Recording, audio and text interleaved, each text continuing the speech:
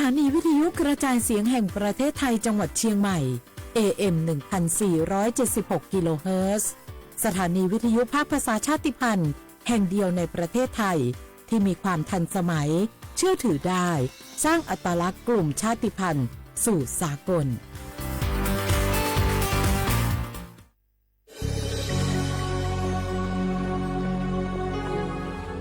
เกิดเป็นคนไทย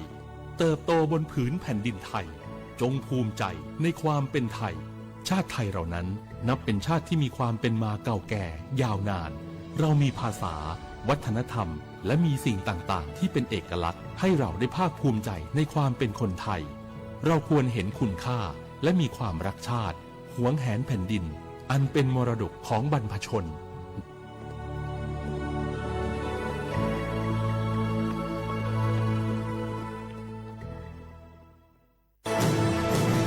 ไซเบอร์บูลลี่หรือการรังแกผ่านโลกออนไลน์ภัยออนไลน์ที่อาจทำให้ผู้ที่ถูกรังแกเสียสุขภาพจิตจนอาจยกระดับเป็นโรคซึมเศร้าและถึงขั้นอาจทำร้ายตัวเอง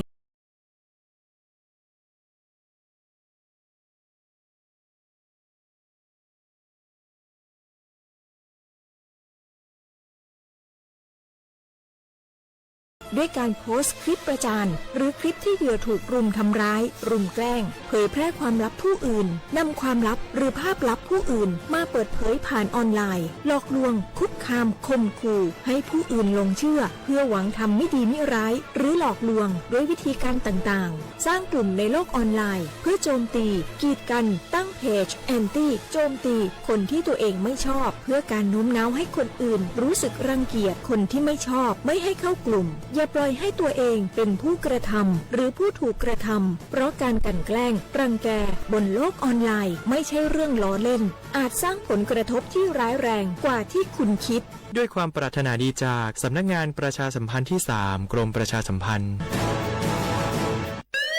คุณผู้ฟังคะทุกวันนี้มิจฉาชีพมาในรูปแบบใหม่ๆมากมายที่เราอาจคาดไม่ถึงผมเนี่ยก็เคยโดนมิจฉาชีพโทรมาบอกว่าเป็นเพื่อนสนิทแล้วขอยืมเงินโชคดีนะที่เพื่อนคนนั้นอยู่ด้วยกันกับผมเลยรอดหนูก็เพิ่งโดนโทรมาบอกว่าเป็นตำรวจบอกว่าหนูมีคดีเกี่ยวข้องกับยาเสพติดแล้วก็ต้องโอนเงินไปเพื่อเคลียร์คดีโชคดีที่ตั้งสติแล้วก็ตรวจสอบก่อนไม่อย่างนั้นเงินเก็บหนูคงหายหมดแน่ๆเลยหากมีคนอ้างว่าเป็นเจ้าหน้าที่หรือให้โอนเงินอย่ารีบเชื่อต้องตรวจสอบข้อมูลกับหน่วยงานโดยตรงห้ามโอนเงินหรือให้ข้อมูลส่วนตัวเด็ดขาดและอย่าลืมนะคะว่าถ้าหากพบข้อความหรือโทรศัพท์แปลกๆให้แจ้งเจ้าหน้าที่ที่สายด่วน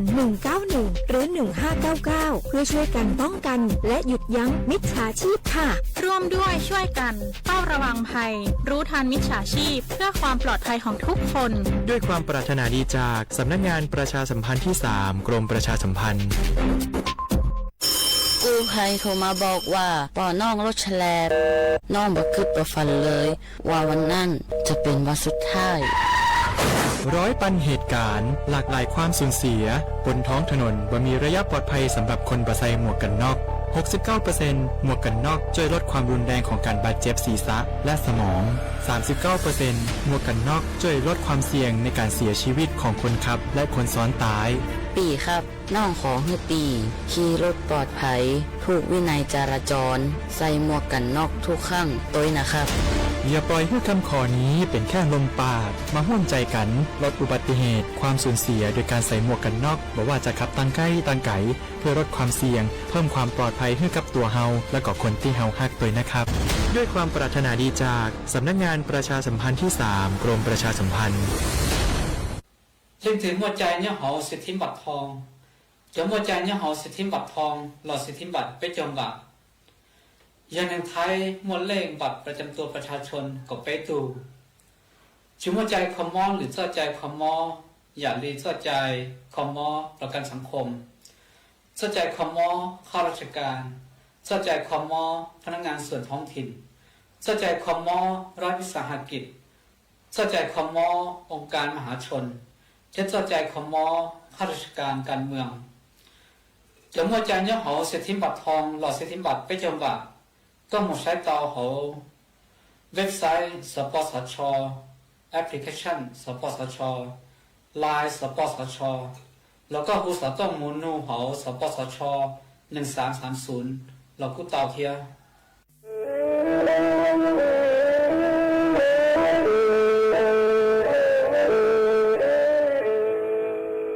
Đầu núa, gió bóng chua sang xua, hú tế chờ thai, đợt lũ xén trăng mày. Lũ chay hà lù mông, inu bế hà ó già. Giáng sơn chú bế hà thầu sư hở, chứ tên, chú, trao tên. Giáng trong tu bế hà thầu sư hở, cầu sang tên, chú, cầu gì tên. Trang tờn đợt sáng, AM. Kế ý chén bao bùa sang chậu trào kHz.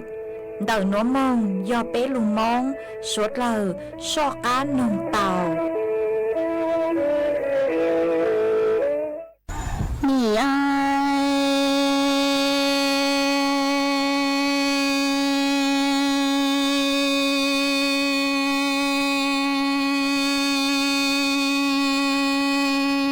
lá tề nâng lò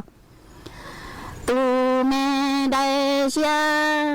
cô nì ta chỉ có ý cho lò bơ trái nó e kinh rồi chỉ tao nó có thà cái nó chỉ tao nó lại có khó e cú vừa trò cho nắng mù cho bê ra tê trồng thu lò mà có cho các cự dù dơ mong xa e ra dù chi cho mong bó e chăm nó cho mong lo mà e ní đồ tơ tùa cho em chỉ kia có tia trả thì cú xe qua lúa nó có mà trả chỉ mù ba chỉ mù tua trở lo khó chỉ tu qua có trong cú nhà chạy nó sẽ chế chế có thi phu lìa cho cú lọ qua y hông gió nhị ai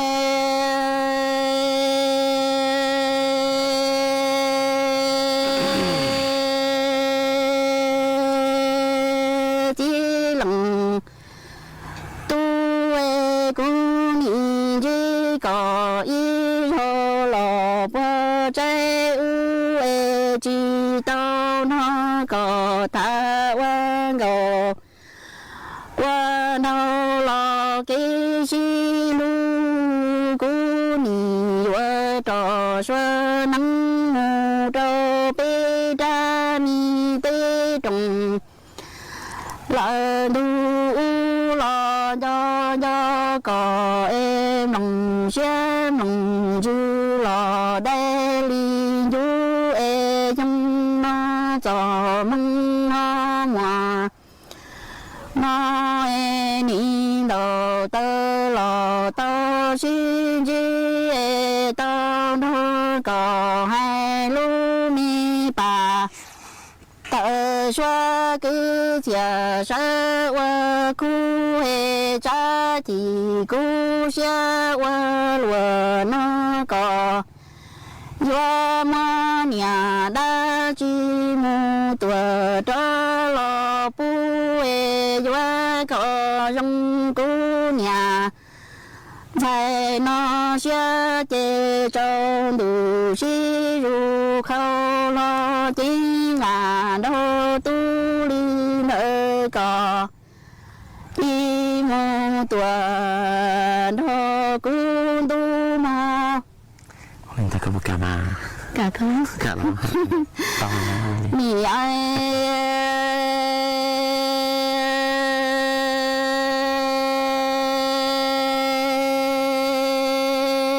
chỉ lòng tu cô nì bỏ kia có e chỉ là tu rung đâu dù chưa tu mi cha sông xe lò hai lò phu luân chi e lu nhậu chi tao nó có tha lo qua cũng lòng xem lòng dư qua lại đã đi e cha mua còn do chi tao qua lo để hoa lo đi li si e sa rõ tia bờ mùa y nông tư e cò tia cú nó to qua kinh đủ đại mu hai lu mi bà thơ xuê cứ xia dòng đi nông dùng đi mu tua lo thảo y trên chi cú cứ kinh nhỏ kinh đó cũng đã có qua dòng bảo lúa tư lan che cú nhớ chỉ kinh nhỏ xin nó chỉ qua còn đi không đi đi ai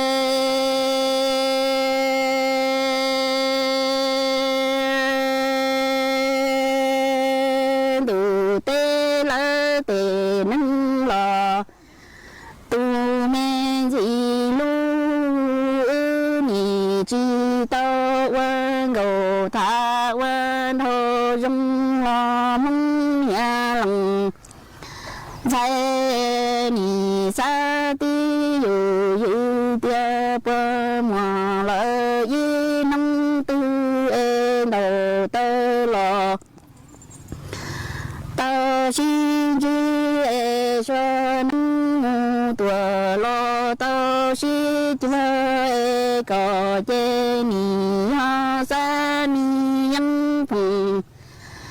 như trong mơ là tu mê cú nhà e ya mà y nông tư tao nó có quan gò ta quan thơ tuế tê đủ trái qua kinh đủ đại mô ta lợi tiền ha xin già mà e ư quan gầu quan hồ dông dông lo cú quan lòng xe đế bù bao chi qua cỏ lo y kho nhà ni chi tu ta ư ni chi công tế tòa lo công thơ nhỏ e có chi tao nó cú tha tu tơ y lo chùa e cú ni chi tao nó có tha tu tơ lo đi y lo khó lo mong nhà lòng say chê mua lòng tu ly có y cha mi tê trồng tu nó lò lu mu tua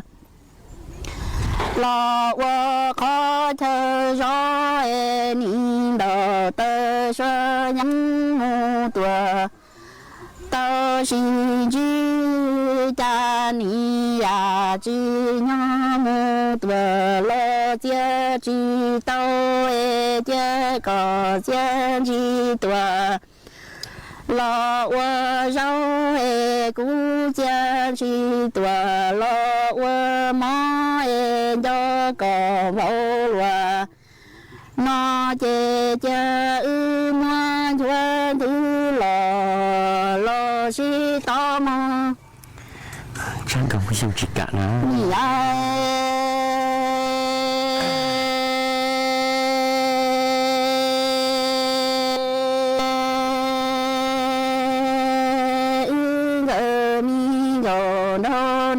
chi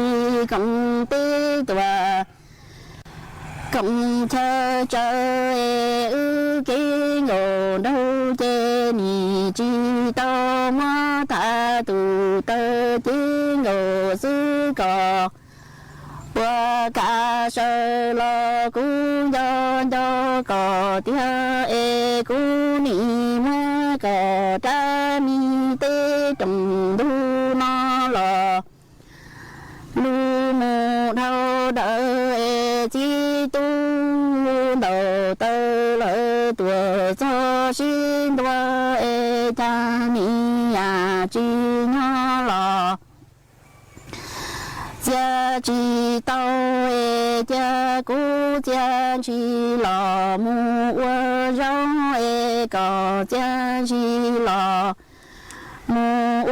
ma cha ma chuan thứ tuổi trâu đua tay cha nọ nhà bê dia lò mu yu pla ngờ đâu chi trong bao lúa tư lo cả du chi du tia trong nhà lòng xe nó lu xe vừa trò chi cho nắng lò trái cho cá tê trong ngờ plum ngờ đâu nó xe lúa nó đâu nữa phố chua chư rong lê gió băng phố á ôn PM 2.5 đào hẹn qua băng chư tàu lê do cơ lo mà do bé chỉnh chia rong lê nữa gió ua chua mua téng mèn chua suốt lờ há chó tú chẳng tế thờ lú chế tàu chư tăng lên đỡ sẽ đi kịp chư rong ha e bé gió sư băng lờ téng mèn lê chàng dông dông gì sưลูปี้จวนเดายูทูแข้งชอบเหลาเต็มล่องครัวเต้ขยะ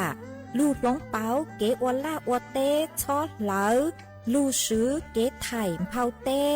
มัวเต็มล่องครัวลูอวจีเจ้าลูซื้อปังตีไถ่สัวเตายอปูมัวเก๋เหลา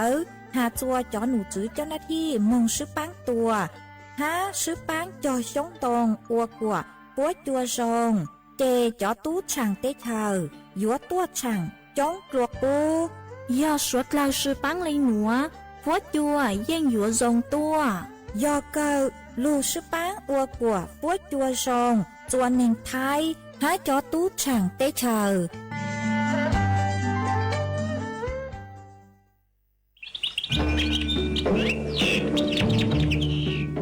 lú xén tranh mày thó kế công tê suốt lờ chó lỡ lú sư bán chùa tí thái băng phố á ồn há chó phố chùa cử chư rồng luôn đợi kế lỡ sư lê lỡ hạ rỗng lỡ lông khùa lỡ la lỡ tê vì do chó nụ chứa bố mua ma trà càn chứa chư bố của mua kế lỡ chư nú tỷ y lú y lìn đô xong ó chênh chứa bùa trào chầu gì mong chư nú tỷ cầu chư lú chứa lìn đô xong ó chênh chứa bùa trào chầu gì nữa do lên tư cư dũa lỡ dũa chủ tàu lงทะเบียนท้อเก๋เค้งลุนเต่าจอหนูจื้อปัวผ่านระบบไฟดีอวนเด้ยอเล่งตูจื้อนงลูเจ๋งเหลายัวมั่วลูจื้อเจ้าเก่าห้ามบลัวจื้อเท่าเล่นเต่าอ้อเช้งจื้อปวนบ่าเราซื้อเต้เท่ากู้ยัวเก่าห้ามบลัวตื้อซื้อลูเสียงจังใหม่เช่าเก๋ซื้อเทคโนโลยีลูกปังจั่วจวนเต่าเต้ขยะฮะเต็มลงครัวลูตีไทยจื้อปูกว่ามั่วเก๋เหลามึงจวนจื้อยังตอนเด้ฮะจื้อตังเล่นเต่ายัวอัวจัวมั่วจอฟัวจัวซองมึงตังอีทียอปู่หาตามั่วเล่งตือคือเงียเหลามั่วเป็นสื่อก่อเตาจนเดาจอหนูจื้อจัวตุงเบอร์สุต้งศูนย์จื้อเปอีอยี่ศูนย์ยี่รอชื่ออีจัวอีเดาเตาชัวชวนรู้ชื่อเหอะเม่งกับเล้าชั่วโมง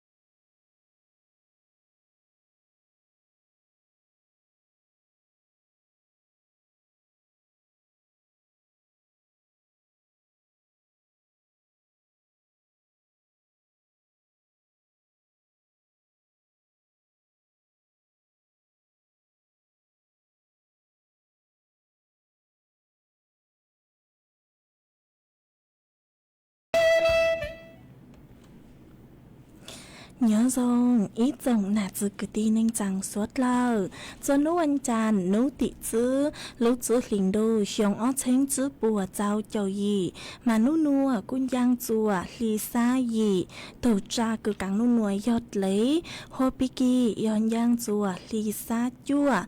tổ tra cứ càng bì kỳ yon bùa hiông núa giòn giang chùa nắng hiông ngõ màn đợt núa cú bao nhà sành hàng dòng xa trọ ăn chọn đầu sự tông chua halu mông đợt lúc sành tranh mày tuôn giữ ý trọng nạ giữ cứ tin nên chẳng suốt lờวันđây núa chỉ yếu thở ý trọng nạ giữ cứ tin nên chẳng suốt lờ cứ mình gang lưu sai hán gang lưu nong nhớ cho hữu page Facebook mà thọ của mình bắnกดไลค์กดแชร์ý lành ýแชร์ปุ๊บcho page สวท AM ý tranh plauปัวยังchào kilohertz mà cũng ở trong đào cho mấy suốt lờ cứ mấy băng chân gang số tông chua halu mong đợi lúc sành tranh mày ó ê tăng ký nữa dây của bạn hát cha sa hà ta mấy suốt lờ vô lùng ru của nhó ở phong dư thảo bi mong chùa chùa thảo saoวันđây nữa dây của tôi mua ý rang lưu cha cứ do máy cờ sành khiông rang lưu cha cứ lốm bay hà ta lên gao rào kít lấy cho lưu trò chùa suốt lờ tao nòng cổng ký lo dậy tăng lờ mà chuôn giữ núa dây của yêu lưu mua ó trắng sự sự cho lờ thẳng khá chùa suốt lờ tao bao hó mà trắng thân đây núa dò yếu hà chuôn đợi bố chó phốn sắm ruộng họ cứ nhó chuôn đợi lưu website lự lưu tích trời hó mà bố cu taoรายงานจอผลสำรวจคือป้นหยกหัวมองชวนจวดดาวลงเนาะหอมานยอดจนเดรู้แอปท็อกเกอร์เนาะมาพวกกูสำรวจเราสิยอดชวนจวดเดาอ้อแช่งแหล่งตัวเน็กเนาะคือยอดจูหูติชาวสหรัฐอเมริกามาจอนักวิจัยกุนซื้อหาตามั่วจอตัวเน่งคือจะเลยป้องซาหอจะเลยป้องซาจะเลยวิตกกังวลจูขอคือยูเลแบตเตอรี่คือยอดส่วนดอกยูรุสุตงอยู่ต่างหอชัวคือยังเล่นดอกไปเจ้า10%มาตุ้จัว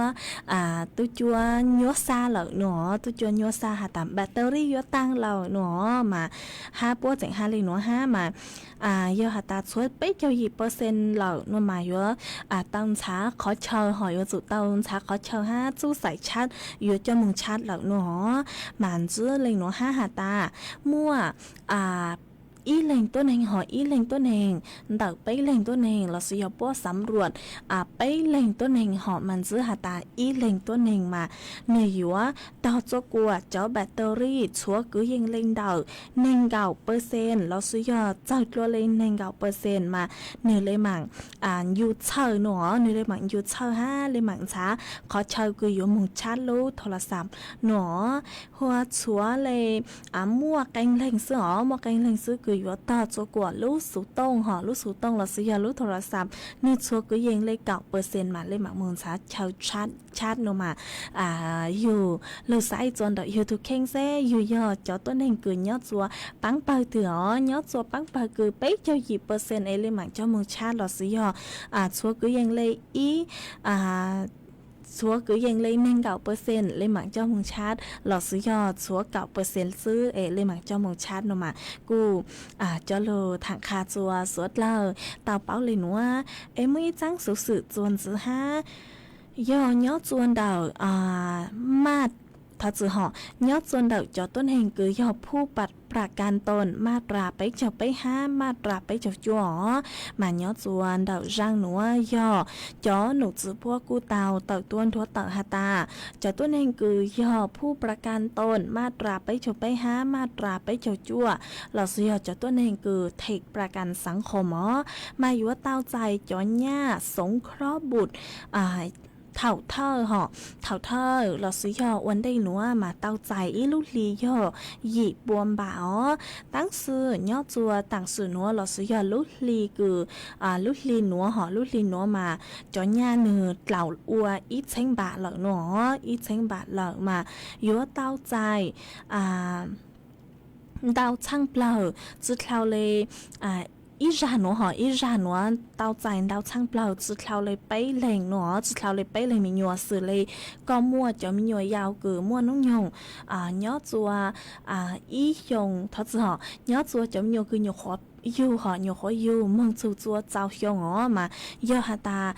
có muốn đào luôn lấy bấy lên họ trong nhiều cứ nấu nhong chú đào thảo cháu hiếu giờ có muốn đào luôn lấy bấy lên xử lấy một bao lên chữ lên mà cóอยู่đào trang bờ rồi giờ đào chúa bấy lên là sự bấy tranh bả sữa hoa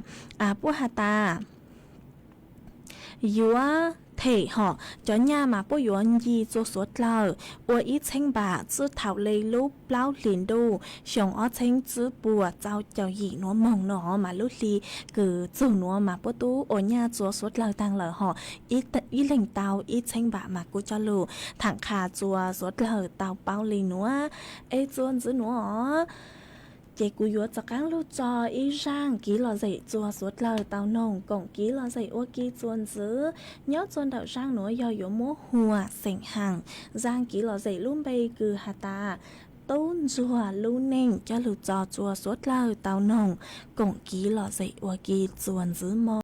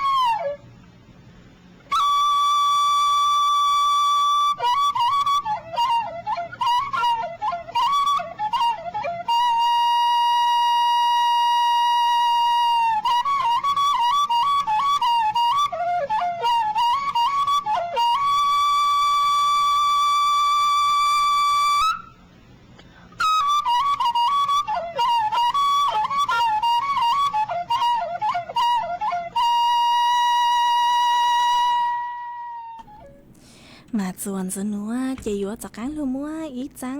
อ้อจังสื่อจะลูถังคาจัวสวดเราเตาเป้าจวนจื้อมาย่อจัวอวดร่างหนูหอมมันย่อจัวร่างวันได้หนูมาย่อยลงหาจูนดาวเจ้าต้นในคือน้องกาล่าหลอสุยอจ้องกันยงหอจะโลถังจัวสดเราเตาเป้าอ๋อมาย่อจวนดาวเจ้าหนูจื้อพวกกูเตาต่อยต้นทัวเตาหาตาย่อเล่งตือคือหยาโน่จ้องกันล่าห้าจ้องกันยงหนูมาย่อจุเตาจ่าวันได้หนูชอจ่อยนอจ้องกันล่าห้างกันยงหนูวิโยหาตาต่างสื่อหนูจ้อกังหม้อlăng dề họ mua cho tôi này cứ tao dài chó cắn mó lăng dề nhó chùa tặng sự nó lẩu do cọc láo lên nó họ ê tao tăng chú xa lẩu do ó lên ó ha do hà ta lên từ cứ tao dài chó cắn mó lăng dề nó mà yếu ô chơi yếu lú chỉ nữa cú hẹn ó yếu chơi yếu lú chỉ cú ha yếu cho lấy mó chọn ga cứ nhớ chuồn đợi yếu từ khen ha yếu muaอยู่ม้ออยู่จังกาจวนดอกอยู่ทุกแข่งฮะสตังเลยหนูซื้อเก่งรามาอยู่อจัวอยู่จะเลยลังใจห่อหามัวเป็นสื่อคืออยู่ปวดสุชาเตาห้ามาโยฮาตาเล่งตือคือเตามงนอจ้องกันยองห่อเตามงนอจ้องกันยองเราซื้อนอจ้องกันล่าอ๋อเล่งตือคือมงนอจ้องกันล่าคือจุดเตามัวกี้ห่อจุดเตามัวกี้จุดเตามัวอดจุกว่าเนื้อช้ามาอยู่จุดเตามงช้าจ้อคือชั่วอ๋อโยฮาตาเถาคือก็นอตังจึงได้หนัวเราซื้อก็นอตังเอก็จะเลยน้องทรงอย่างไรก็มัวก็อีจีหนึ่งกุ๊ห้าก็จะเลยม้อเต้งก้าเหาะมาโยจุเตามงช้าจอกุดชัวปัวจุกปัวชวนจั่วเซ่ย่อปัวยอก็ตัดใจจอกังม้อลังใจหนัวห้าหนอมากูจะรู้ถังคาจัวสวดเลอเต่าเป้าเลยหนัวให้อยู่มวยอีจังสุดจวนเจอคือหาจนดักจอกังมอโรคแอนแทรกจะหลุดถังจัวสดเลิกตาเป้าจวนเจอมันย่อจัวตักสุดหนัวหอนจื้อหาตามัวจะตัวนึงคือเต้าใจกังมอโรคแอนแทรกหนัวดาวเก่าเลยห้ายอหาตาสดเลิกเจ้านุ่งสุดหอมายนจื้อหาตาอ้อนัวมามัวจอกังมอโรคแอนแทรกหนัวมามัวตัวนึงคือเต้าใจจอกังมอหนัวดาวไอ้พวกมุงชาจอคือชั่วดาวห้ามัวจะตัวนึงคือเตาตังจูซาวิจอกังมอแอนแทรกหนัวห้าอ๋อมาจอกังมอแอนแทรกหนัวเนื้อยัวมัวอีจอกไก่หอยอีจอกไก่คือหูอัวสปอเนาะจอสปอหนัวมาเนื้อยัวยอหัตันเนื้อยัวย่อจัวหูเตอังหอเนื้อย่อจัวหูเตอังมาเนื้อมัวเป็นสื่อย้อนได้จูเก่าชงอ๋อมายอหัตาเตาหมายย่อหาตาเล่งคือเตามุงก็จอจ้าหอจอจ้าคือย่อจอจ้าลูสุเลจอ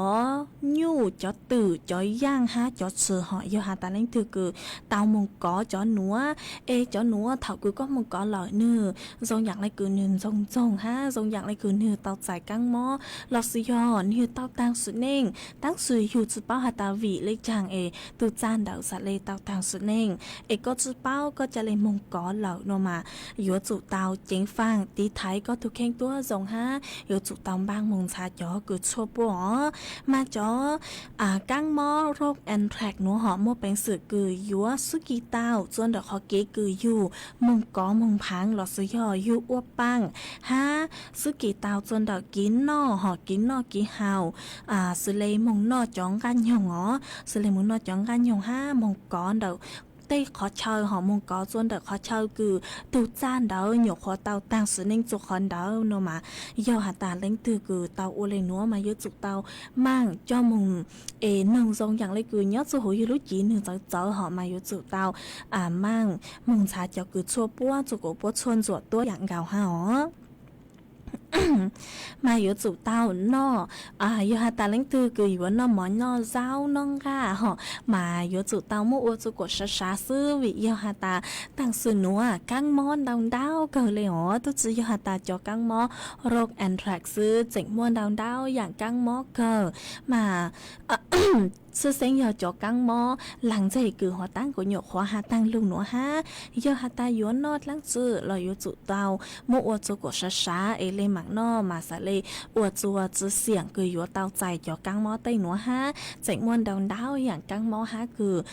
lùng đặc họ ký cử yếu cho lên nó cho khổ chữ sa nữa họ ha kênh ra có ô cho rau họ cử nếu giờ cho cố rau cố mỏ lờ họ lò yếu tụ tàu do hà ta có yếu cho căng nó cho cố rau cố mỏ đỡ mà yếu tụ tàu cho mong cháu cho quần hư số số họ cho quần hư số có so mà sẽ lên sẵn nó ha ó vì giờ ta nên nó mà căng món đau cơ lên có ta ó căng món đau cơ lên có ta mà suốt lâu yếu tụ tàu chỉnh phang tí thấy yếu tụ khen tua dòng ha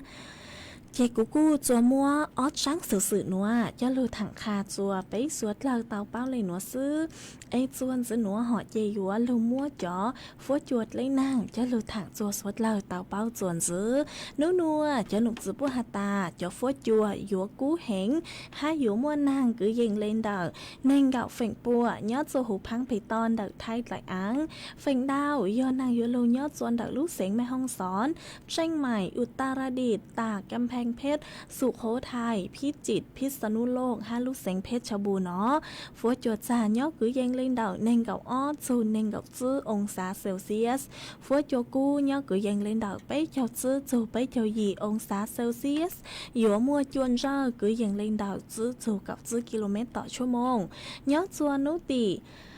เปล่าจูนุติจัวลูchứ liền đâu nữa cho phốt chuan này yếu cú hẹn ha yếu mua nàng cứ dành lên đầu cạo chú bấy cho phèn bùa nhớ cho hồ phăng bê ton đợi thay lại án chứ thằng lên nó xứ hạt dành yếu mua chuột lang chuột luôn rồi cho nàng lầu ha mà suốt lời yếu tụ tàu chỉnh phang tí thái yếu tụ khen tua dòng ha sái chùa yếu tây vang chạy cho quả nửa chua khó ha sái chùa yếu cho cống lồng tí thái yếu cho cống lồng tua dòng ha ó chị cũng cho lù thẳng kha chùa suốt lời tàu báo lên nữa em nhớ chuan đợt số tông chuan đợt nữa tăng kia nữa mà phối chua rong rong cờ lấy ha họ nàng mò thằng chuan nô cô mua cho phối chuột cô ha tăng sư mà cô rong ha họ em nhớ chuan đợt mấy giây rồi ní phối chua rong lấy trang lờ sao đảo tua còn kỹ lo dây tao chuan đợt chuan đảo số tông chuan đảo nó là sử dụng đảo số tông tua cổng ký lo dạy tao chuan đảo tôm bờ số tông xuống chữ bấy ở hàng trào xuống hàng tàu ó cu chuan chữ nó dạy yếu lù mua ít trắng số mong tua cho lù sang chùa ít trọng nạ chữ cứ tí nên trắng suốt lâu mà tôi cứ sang trắng số mong tua nó hậu ua trả vang sỉnh mùa nhót chuan đảo lú giòปากกลางดอกลูกเสียงนานตูตังสุเน่งหูอัวเจ้าชัยเสียงมัวยอดส่วนดอกลูกรอปากกลางดอกลูกเสียงหน้าเนาะหนึ่งม้วนน้องยองยอจั่วเจ้าเจ้าชงมาหนึ่งเต้าตังสุเน่งยอดจั่วนู้ติเป้ลูกจื้อหลินดูชงอ้อเชงจื้อปัวเจ้าเจ้าหยีนัวเจ้ากุฏิปัวอยู่อควาจื้อยอดจั่วนู้ติเจ้าลูchứ liền đâu xong ở trên chứ bùa cháu cháu gì ó yếu cho mong phong cang là sự giờ cho mong dài nhớ chùa nấu tị sang lâu cháu liền đâu nữa yếu mua trắng số nữa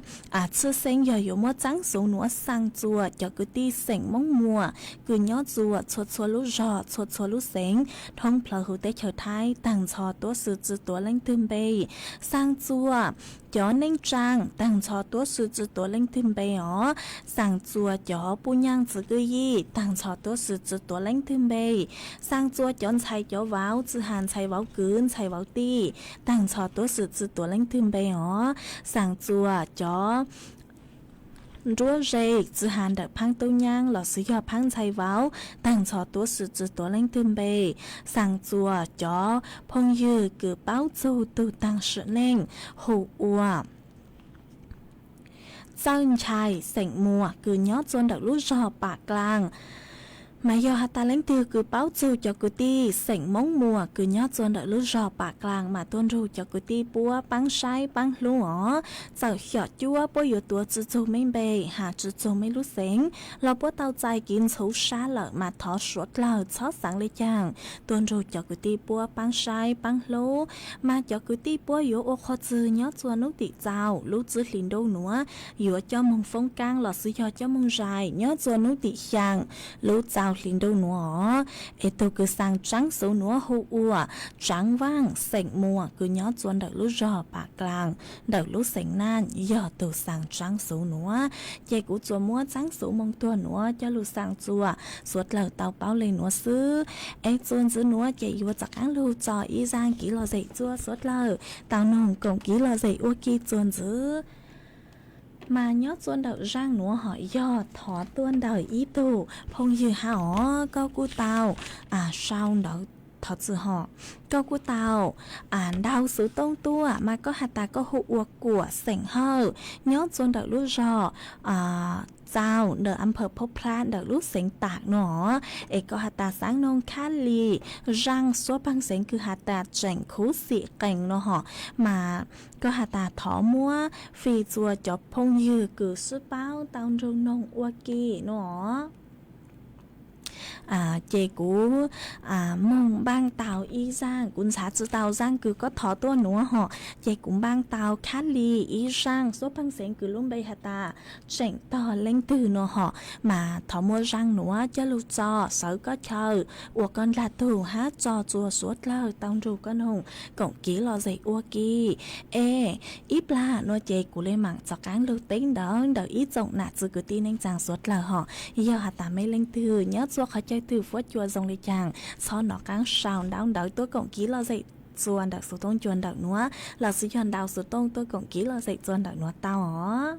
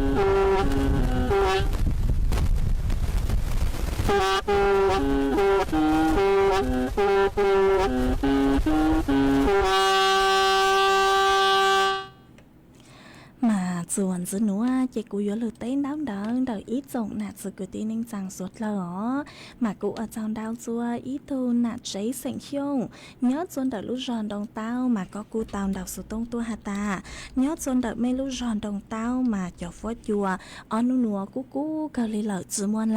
mua năng lượng lợ nữa ấy có hà tàn xuân nu mòn đu lò phốt chùa yên cú cơ họ hoa tăng ký nữa chị cho phốt chùa ít nhùa giống giọt tua nữa mà cụ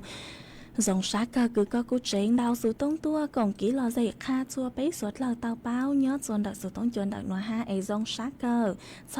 cháu sa bù chua co ha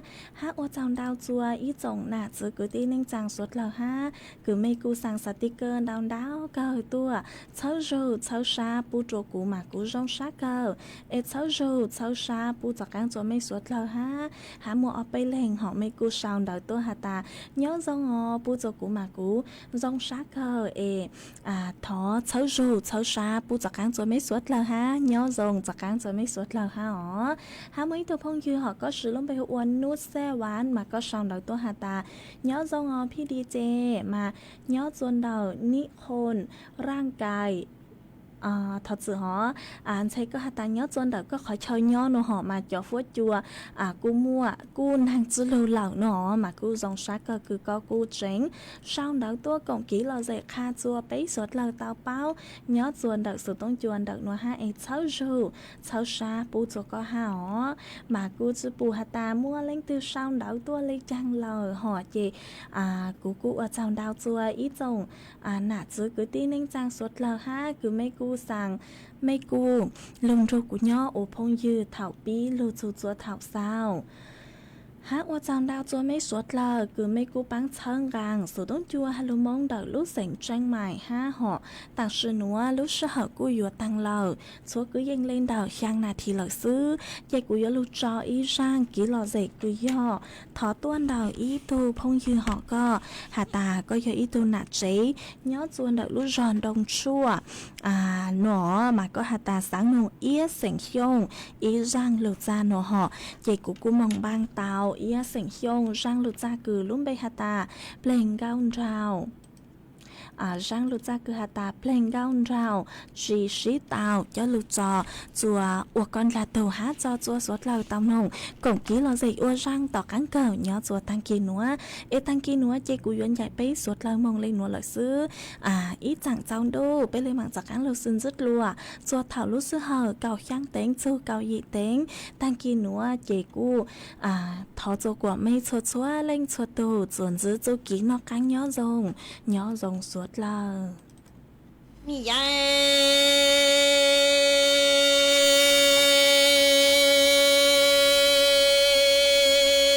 cha nu cha chi tu yi cha mu tua chi xua có chữ liệp lơ chùa mu du cu e mi mai moa gò sang thiên tu nô nô tăng ư gờ mi plăng gò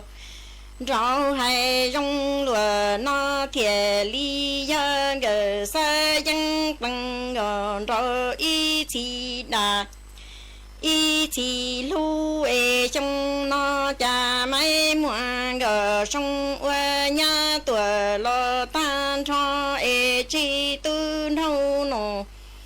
tăng nhớ chê nì cho mai mua gờ sân e nì hay sân nhà giàu ly dân tiền mi mai mua gờ sân tiền là do cho to e sẽ mai mua gờ 生不这个了我都头弄。当一头米古乱搞诶，对了林处你只能都加一加梦多。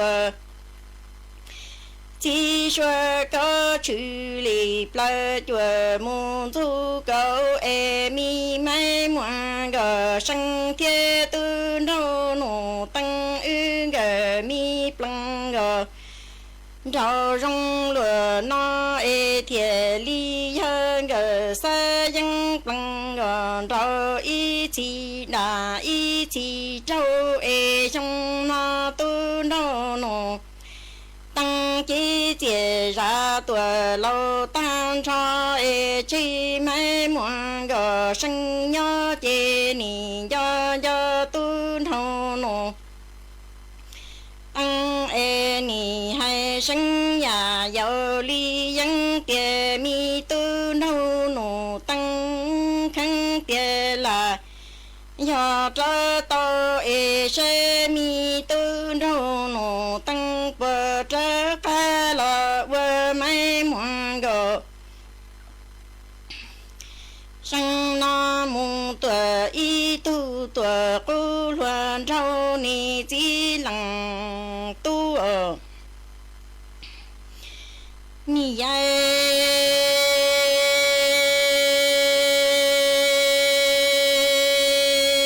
cha mi nông hồ và ya ta ra e nông trong tuổi ya ta rong yue trời lì đua cho rong là y tăng là rong tu ra e mi mai mua gạo sang thiên tu đâu nổ tăng ư gờ plăng gờ rồi y chỉ đà y chỉ năng do nhẹ chế y chỉ năng chỉ do ca e trong nó mi tu đâu nổ tăng chỉ chỉ ra tuổi lâu ta cho chi mai mua gạo sang yue mù mua lằng nhà lằng chi lu ta chi hô nhung phơ li phơ tuổi tu chỉ ca ni chi lằng tu cha mi nông hồ và ya ta ra e nông trong tuổi ya ta rong e yue chơi li tua cho rong là y tăng là rong tu rau e mi mai mua gạo sang thiên tu rau nụ tăng ư gờ plăng gờ rau thiệt li hơ y chỉ đà y chỉ trâu e trong nó mai mua gờ sang quê nhà tuổi lo tan cho chỉ tu rau nụ tăng y lăng mù mua ta lăng nhà lăng chi lu giả chi hô nhung tuổi tu chỉ câu hờ mi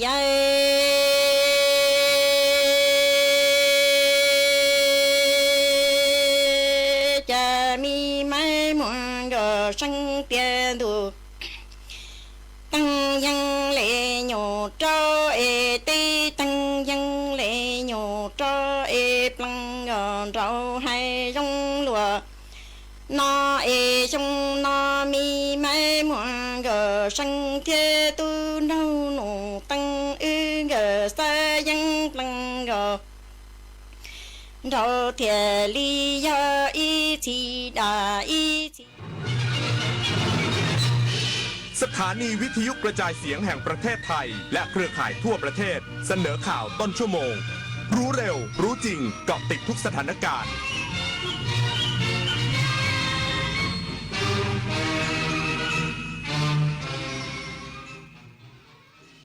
รับฟังข่าวต้นชั่วโมง 6 นาฬิกากับพินโยรุ่งสมัยกระทรวงดิจิทัลเพื่อเศรษฐกิจและสังคมเตือนภัยมิจฉาชีพสร้างเพจปลอมอ้างเป็นธนาคารออมสินอีกสักครู่กลับมาติดตามรายละเอียดครับ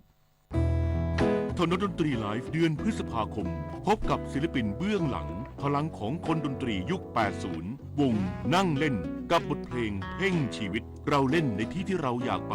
แล้วเรารู้ว่ามีคนอยากฟังวันศุกร์ที่ 23 พฤษภาคม 2568 เวลา 18 นาฬิกาณห้องออดิทอเรียมอาคารศูนย์ปฏิบัติการถนนวิภาวดีรังสิตดินแดงติดต่อเข้าชมฟรีได้ที่ Facebook ถนนดนตรีเรายังเป็นนักเดินทาง3 พฤษภาคมวันคล้ายวันสถาปนากรมประชาสัมพันธ์ท่ามกลางการเปลี่ยนผ่านของเทคโนโลยีด้านการสื่อสารกรมประชาสัมพันธ์ปรับตัวเปลี่ยนแปลงบูรณาการงานประชาสัมพันธ์และสื่อสารมวลชนให้เป็นศูนย์กลางข้อมูลข่าวสารของรัฐที่มีความน่าเชื่อถือพัฒนาคุณภาพชีวิตของประชาชนและสร้างภาพลักษณ์ที่ดีของประเทศ3 พฤษภาคม 2568 92 ปีกรมประชาสัมพันธ์วันนี้อาเซียนไม่ใช่เพียงข้อตกลงทางเศรษฐกิจแต่คือการเชื่อมโยงผู้คนคือการเรียนรู้ร่วมกันคือการเพิ่มขีดความสามารถและคือโอกาสที่รอให้เราก้าวเข้าไปเป็นส่วนหนึ่งร่วมสร้างภูมิภาคอาเซียนที่มั่นคงมั่งคั่งและมีศักยภาพกับการพัฒนาไปด้วยกันในฐานะพลเมืองอาเซียนที่พร้อมเปิดกว้างสู่โลกประชาคมอาเซียนร่วมพลังประชาชนสู่อนาคตที่ยั่งยืน24 ปีแห่งเส้นทางของกองทุนหมู่บ้านและชุมชนเมืองที่ดำเนินการภายใต้รัฐบาลที่สนับสนุนเสริมสร้างศักยภาพผ่านไปยังกองทุนหมู่บ้านและชุมชนเมืองทั่วประเทศโดยแบ่งตามขนาดของหมู่บ้าน3ระดับ S M L เพื่อให้กองทุนมีอิสระและมีส่วนร่วมในการดำเนินงานงบประมาณให้เป็นไปตามความต้องการของคนส่วนใหญ่โครงการ SML ส่งตรงโอกาสถึงชุมชนโดยชุมชนเพื่อชุมชนเกิดเป็นอาชีพสร้างรายได้และเป็นรากฐานในการดำเนินชีวิตอย่างมั่นคงสำนักงานกองทุนหมู่บ้านและชุมชนเมืองแห่งชาติกระทรวงดิจิทัลเพื่อเศรษฐกิจและสังคมเตือนภัยมิจฉาชีพสร้างเพจปลอมอ้างเป็นธนาคารออมสินปล่อยสินเชื่อเงินกู้ฉุกเฉินวงเงินขั้นต่ำ 10,000 บาทอนุมัติสูงสุด1 ล้านบาทขอให้ประชาชนระวังอย่าหลงเชื่ออย่าส่งต่อนายเวทางพ่วงทรัพย์เลขาธิการคณะกรรมการดิจิทัลเพื่อเศรษฐกิจและสังคมแห่งชาติในฐานะโฆษกกระทรวงดิจิทัลเพื่อเศรษฐกิจและสังคมหรือ DE เปิดเผยว่าจากการติดตามและรับแจ้งข่าวปลอมของศูนย์ต่อต้านข่าวปลอมระหว่างวันที่ 25 เมษายนถึง 1 พฤษภาคม 2568 พบข้อความที่เข้ามาทั้งหมดกว่า 820,000 ข้อความโดยมีข้อความที่ต้องตรวจสอบทั้งสิ้น815 ข้อความในจำนวนนี้ตรวจสอบข่าวปลอมที่เกี่ยวข้องกับอาชญากรรมออนไลน์ซึ่งประชาชนให้ความสนใจสูงสุดอันดับที่ 1เป็นเรื่องที่มีการสร้างเพจปลอมอ้างเป็นธนาคารออมสินปล่อยเงินกู้ฉุกเฉินวงเงินต่ำ 10,000 บาทอนุมัติสูงสุด1 ล้านบาทรองลงมาคือตลาดหลักทรัพย์ร่วมกับผู้เชี่ยวชาญด้านหุ้นเปิดเรียนฟรีประกาศหุ้นน่าสนใจ5ตัวสะท้อนว่าเป็นข่าวเกี่ยวกับการชักชวนลงทุนและให้ความช่วยเหลือประชาชนของหน่วยงานซึ่งอาจทำให้ประชาชนที่เกิดความสนใจเข้าใจผิดมีผลกระทบต่อทั้งตัวบุคคลที่เชื่อและส่งต่อข้อมูลเป็นวงกว้างทำให้เกิดความสับสนโดยประชาชนอาจตกเป็นเหยื่อของมิจฉาชีพสร้างความเสียหายทั้งทรัพย์สินและข้อมูลส่วนบุคคลได้ดังนั้นหากประชาชนพบข้อมูลลักษณะนี้ขออย่าหลงเชื่อและควรตรวจสอบข้อเท็จจริงของข่าวหรือลิงก์เว็บไซต์ให้แน่ชัดโดยสามารถแจ้งเบาะแสข่าวปลอมและอาชญากรรมออนไลน์ทุกรูปแบบโทรสายด่วน1111ตลอด24ชั่วโมงศัพทวีศรีวิบูลย์รายงานศูนย์บริการโลหิตแห่งชาติสภากาชาดไทยชวนคนไทยรวมพลังบริจาคโลหิตช่วยเหลือผู้ป่วยเนื่องในวันกาชาดโลกระหว่างวันที่6ถึง9พฤษภาคมนี้ณศูนย์บริการโลหิตแห่งชาติและหน่วยรับบริจาคโลหิตทั่วประเทศรองศาสตราจารย์แพทย์หญิงดุจใจชัยวานิชสิริผู้อำนวยการศูนย์บริการโลหิตแห่งชาติสภากาชาดไทยเปิดเผยว่าวันที่8พฤษภาคมของทุกปีตรงกับวันกาชาดโลกสภากาชาดทั่วโลกจะจัดกิจกรรมเพื่อระลึกถึงนายอังรีดูนังผู้ให้กำเนิดกาชาดสากลตลอดจนเฉลิมฉลองความสำเร็จในการทำงานของสภากาชาดที่มีเครือข่ายอยู่ทั่วโลกซึ่งในปี 2568 ได้กำหนดแนวคิดของวันกาชาดโลกว่า On the Side of Humanity ยืนหยัดเคียงข้างมนุษยชาติเพื่อต้องการนำเสนอความหลากหลายในการทำงานของอาสาสมัครและเจ้าหน้าที่กาชาดทั่วโลกที่มีความมุ่งมั่นอุทิศตนช่วยเหลือสังคมในรูปแบบต่างๆโดยเฉพาะการบริจาคโลหิตเพื่อให้เพียงพอในการช่วยเหลือผู้ป่วยทั่วโลกโอกาสนี้ศูนย์บริการโลหิตแห่งชาติสภากาชาดไทยขอเชิญชวนคนไทยทุกคนร่วมเป็นส่วนหนึ่งเฉลิมฉลองวันกาชาดโลกด้วยการบริจาคโลหิตระหว่างวันที่6ถึง9พฤษภาคม 2568 ณ ศูนย์บริการโลหิตแห่งชาติสภากาชาดไทยถนนอังรีดูนัง หน่วยรับบริจาคโลหิตประจำที่ 7 แห่งภาคบริการโลหิตแห่งชาติ 12 แห่งทั่วประเทศภูริพัฒน์ สอนการรายงานกรมการค้าต่างประเทศกระทรวงพาณิชย์เตรียมจัดงานมหกรรมการค้าชายแดนแม่สอด Border Trade Expo 2025 at แม่สอดเชื่อมการค้าข้ามพรมแดนสู่อนาคตช่วงวันที่ 9 ถึง 13 พฤษภาคมนี้กรมการค้าต่างประเทศกระทรวงพาณิชย์จัดมหกรรมการค้าชายแดน Border Trade Expo 2025 จังหวัดเขตพัฒนาเศรษฐกิจพิเศษครั้งที่ 1 เชื่อมการค้าข้ามพรมแดนสู่อนาคตในวันที่ 9 ถึง 13 พฤษภาคม 2568 ณ สนามกีฬาสมเด็จพระนเรศวรมหาราชอำเภอแม่สอดจังหวัดตากช็อปชิมชิลสินค้าคุณภาพเสื้อผ้าอาหารเครื่องใช้ของฝากกว่า 200 ร้านค้าพบกับกิจกรรมสัมมนาและกิจกรรมเจรจาจับคู่ธุรกิจพร้อมชมคอนเสิร์ตจากศิลปินชื่อดังชมฟรีตลอดงานนอกจากนี้ยังมีกิจกรรมติดปีกธุรกิจไปกับการสัมมนาในหัวข้อตามให้ทัน AI ช่วยค้าขายทันใจไม่ตกเทรนด์โดยผู้เชี่ยวชาญด้านดิจิทัลมาร์เก็ตติ้งและการใช้เครื่องมือ AI ในการพัฒนาธุรกิจในวันที่ 9 พฤษภาคม 2568 เวลา 9 นาฬิกาถึง 16 นาฬิกาณห้องแม่สอดบอลรูมโรงแรมเซ็นทรัลไลฟ์แม่สอดดิเรกปินตาแก้วสวทแม่สอดรายงานจบข่าวพินโดรุ่งสมัยอ่านรับฟังข่าวครั้งต่อไปเวลา 7 นาฬิกาติดตามข่าวที่นำเสนอไปแล้วได้ที่ www.thainews.prd.go.th